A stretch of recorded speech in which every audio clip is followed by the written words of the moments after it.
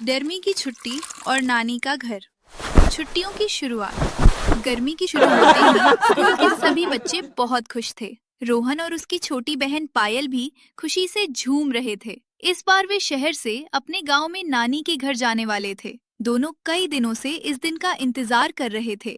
वाह पायल, अब रोज स्कूल नहीं जाना पड़ेगा। हम नानी के घर खूब मजे करेंगे। हाँ भैया, मैं आम के पेड़ पर झूला झूलूंगी और नानी से कहानियाँ सुनूंगी। तुम दोनों जल्दी से अपना सामान पैक कर लो। सुबह की ट्रेन छूट गई तो परेशानी हो जाएगी। दोनों बच्चे जल्दी जल्दी अपने कपड़े, खिलौने और किताबें बैग में रखने लगे। उनकी आंखों में गांव जाने की खुशी साफ दिखाई दे रही थी। अगली सुबह पूरा परिवार रेलवे स्टेशन पहुंचा। स्टेशन पर बहुत भीड़ थी। ट्रेन आते ही सब लोग अपनी सीट पर बैठ गए।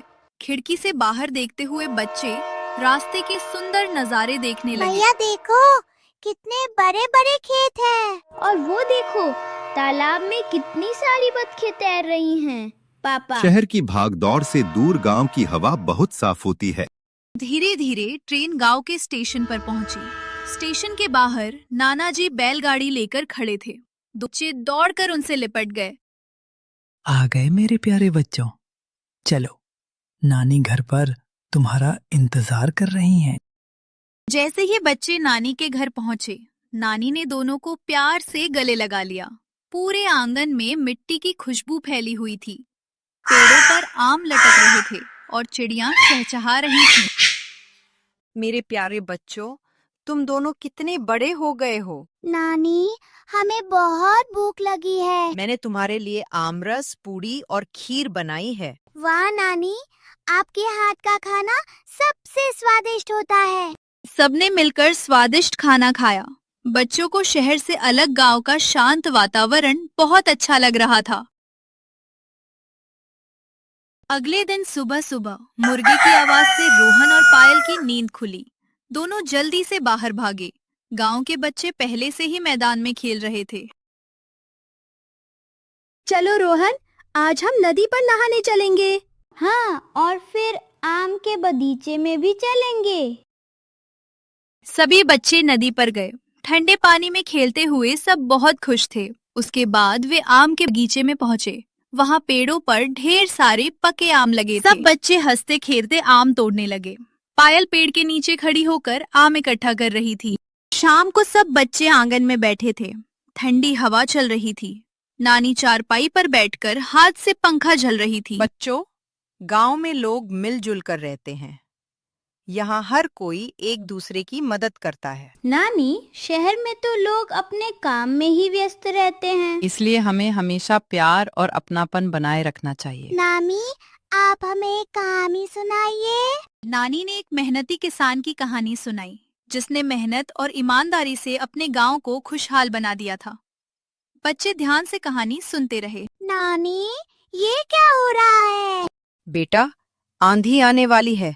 सब लोग जल्दी अंदर आ जाओ। तेज आंधी के साथ बारिश शुरू हो गई। गांव के कई पेड़ों की डालियां टूट गईं। तभी रोहन ने देखा कि पड़ोस की दादी का छप्पर उड़ गया है। नाना जी, हमें उनकी मदद करनी चाहिए। शाबाश बेटा, यही इंसानियत होती है। रोहन, नाना जी और गांव के लोग मिलकर दादी का सामान सुरक्षित जगह पर रखने लगे। थोड़ी देर बाद बारिश रुक गई। अगले दिन पूरा गांव फिर से सामान्य हो गया। सभी लोग मिलकर टूटे हुए पेड़ों और घरों को ठीक करने लगे। रोहन बेटा, अगर तुम लोग मदद नहीं करते तो मेरा बहुत नुकसान हो जाता। दादी, मदद करना तो हमारा फर्ज है। देखा बच्चों, मुश्किल समय में सबको साथ मिलकर रहना चाहिए। नानी, गांव के लोग कितने अच्छे हैं। धीरे धीरे गर्मी की छुट्टियां खत्म होने लगी। अब वापस शहर लौटने का समय आ गया था। रोहन और पायल का मन उदास हो गया। नानी, हम आपको छोड़कर नहीं जाना चाहते। बेटा, पढ़ाई भी जरूरी है। अगली छुट्टियों में फिर आ जाना। मैं गांव की ये यादें कभी नहीं भूलूंगा। और अगली बार तुम दोनों के लिए और भी मीठे आम तैयार रहेंगे। जाते समय नानी ने उनके बैग में घर के बने लड्डू और आम रख दिए। शहर लौटते समय रोहन और पायल पूरे रास्ते गांव की बातें करते रहे। उन्हें समझ आ गया था कि असली खुशी परिवार, प्यार और अपनेपन में होती है।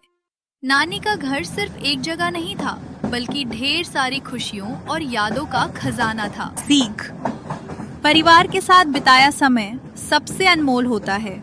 मिलजुल कर रहने से हर मुश्किल आसान हो जाती है।